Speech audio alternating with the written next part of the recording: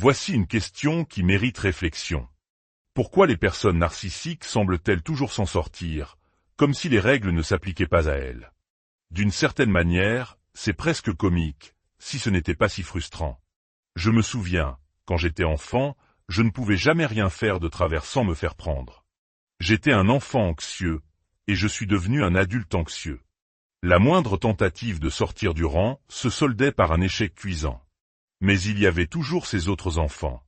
Ceux qui semblaient pouvoir tout faire, sans jamais subir de conséquences. Déjà à l'époque, cette injustice me laissait perplexe. Laissez-moi vous raconter une histoire qui a récemment ravivé ce sentiment. Mes activités professionnelles m'amènent à voyager souvent. C'est épuisant, mais c'est aussi une formidable occasion d'observer la nature humaine.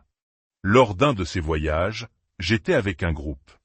À un moment donné, nous avons eu l'occasion d'acheter quelques articles, des souvenirs dont les bénéfices allaient à une bonne cause. Il y avait une petite sélection de produits.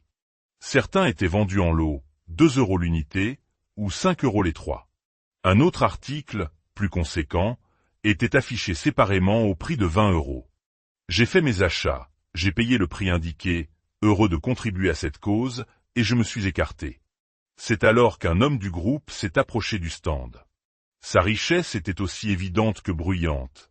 Il faisait en sorte que personne ne l'ignore.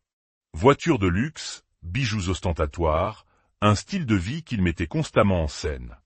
Il détonnait. Au moment de payer, il a pris quelques-uns des articles les moins chers. Puis, avec un aplomb déconcertant, il a exigé qu'on lui offre l'article à 20 €. Il a commencé à prendre à partie l'employé, arguant qu'il venait ici plus souvent que n'importe qui d'autre, qu'il était un client important, qu'il dépensait beaucoup et que, par conséquent, cet article lui était dû. Il a insisté pendant 10 longues minutes. Il essayait de l'avoir à l'usure. L'employé, admirablement, a tenu bon. Alors, que fit-il? Il a changé de tactique. Il a repéré un responsable, un manager, et l'a abordé. Il a engagé la conversation sur une équipe de sport, riant, lui donnant des tapes dans le dos, créant une fausse complicité. Puis, entre deux plaisanteries, il a commencé à dénigrer ouvertement la femme qui tenait le stand. Et devinez quoi? Le manager lui a donné l'article à 20 €. Gratuitement. Un sentiment de colère et d'injustice m'a envahi. Encore une fois, un narcissique obtenait ce qu'il voulait. Aurais-je pu essayer la même chose? Techniquement, oui. Mais je ne l'aurais jamais fait. Pourquoi? J'y ai réfléchi. Parce que j'aurais été mort de honte. J'aurais été profondément mal à l'aise. Et surtout, je n'aurais jamais voulu infliger ça à quelqu'un d'autre. Pour moi, harceler une personne pour un objet de 20 € n'en vaudra jamais la peine. Je ne voulais pas faire sentir à quelqu'un qu'il était inférieur, surtout pour quelque chose que je pouvais me permettre sans aucun problème.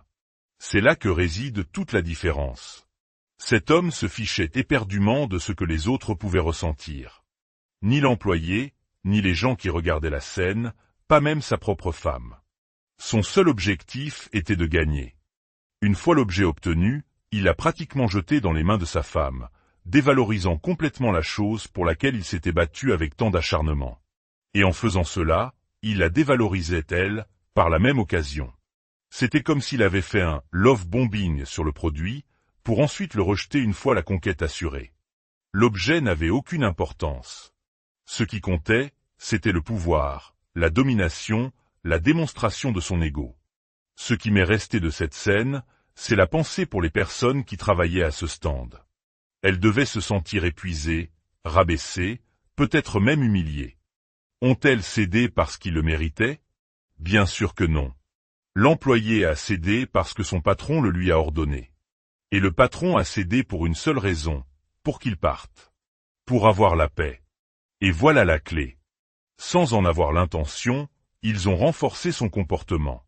Ils l'ont permis. Les personnes narcissiques sont comme des enfants gâtés, car trop de gens finissent par leur céder.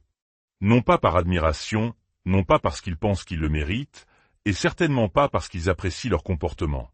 Les gens cèdent le plus souvent parce qu'ils veulent simplement se débarrasser d'eux et éviter le conflit.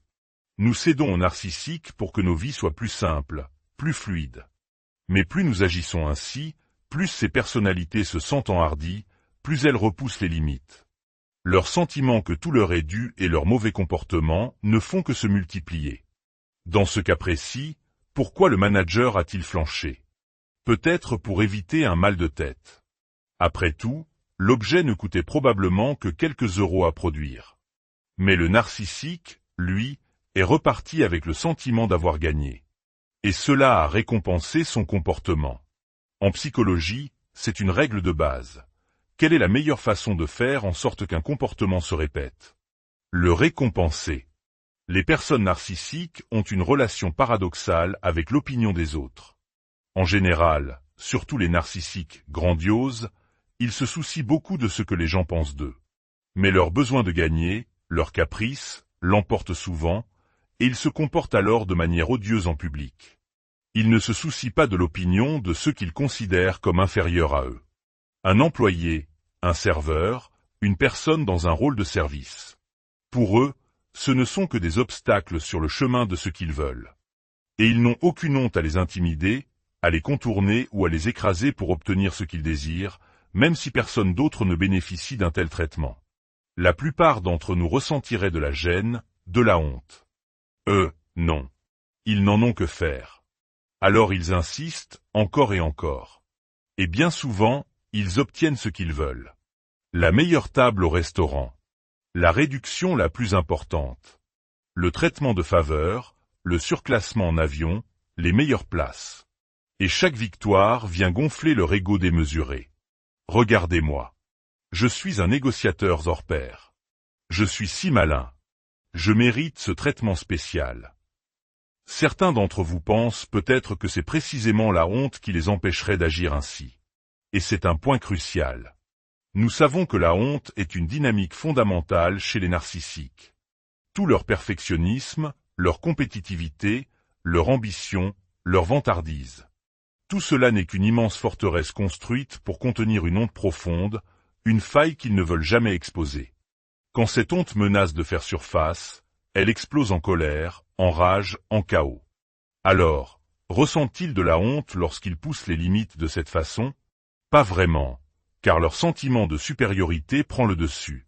Ils estiment que c'est leur droit. En revanche, si on leur refuse ce qu'ils veulent, si le manager avait dit « non, je ne vous donne rien », alors oui, vous auriez pu assister à une explosion de rage narcissique, une manifestation de cette honte blessée.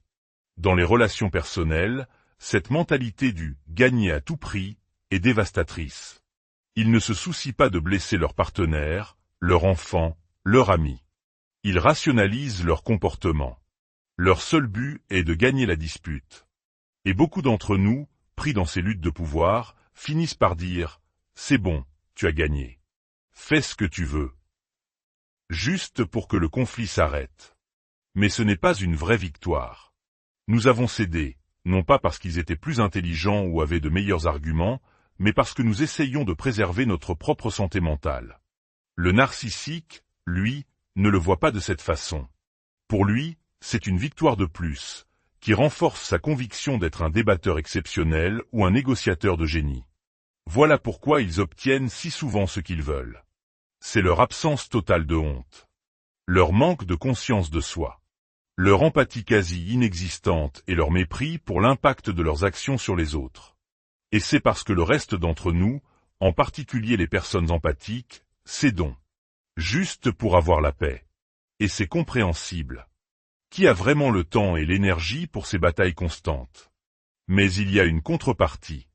En cédant, en ne confrontant pas, en laissant passer, nous devons reconnaître que nous leur permettons de continuer. Nous ne le faisons pas intentionnellement, mais c'est le résultat. Et plus nous le faisons, plus leur comportement s'aggrave. Il y a une escalade avec le temps, non pas parce que le narcissique devient plus malin, mais parce qu'il devient plus audacieux. Sa technique fonctionne presque à chaque fois. Dans nos vies personnelles, les enjeux sont bien plus élevés qu'un simple objet. Comment permettons-nous aux narcissiques de notre entourage de s'en sortir?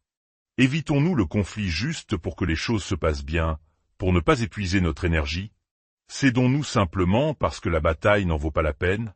Si c'est le cas, nous devons être conscients que nous leur donnons la permission de continuer. Le plus triste, c'est que nous finissons par nous sentir responsables. Nous nous blâmons d'avoir cédé. Nous nous considérons comme faibles, comme incapables de poser des limites. Nous commençons à penser que le problème, c'est nous. Rappelez-vous, ce n'est pas vous. Le problème, c'est cette dynamique d'usure, cette pression insistante, presque obsessionnelle, qui caractérise la relation avec un narcissique. Quand vous dites « oui » à ce qu'il demande, ce n'est pas un véritable accord. C'est un acte de survie. Les décisions ne sont jamais prises de manière collaborative. Elles sont le résultat de l'attrition, de l'épuisement et de l'abandon. Parfois, nous sommes juste fatigués. Nous ne voulons pas passer notre vie à gérer leur crise. Nous voulons juste une pause. Et c'est normal. Parfois, il est plus simple de donner au passager en colère son surclassement, de céder sur quelques euros, de le laisser choisir le film, de lui laisser la place côté couloir.